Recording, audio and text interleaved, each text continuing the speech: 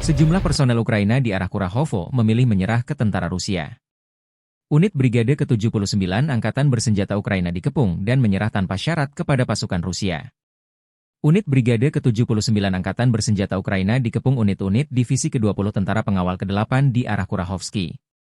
Sebelum menyerah, personel Ukraina dibombardir dengan senjata 2A-65M Stabe dari Brigade Artileri ke-238 dari Tentara Pengawal ke-8 Angkatan Bersenjata Rusia.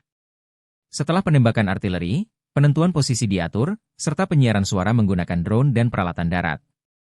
Personel militer Ukraina menyadari pilihan yang mereka hadapi untuk meletakkan senjata atau mati demi rezim kriminal Kiev, memilih untuk menyerah secara sukarela, demikian keterangan video militer Donetsk 13 November.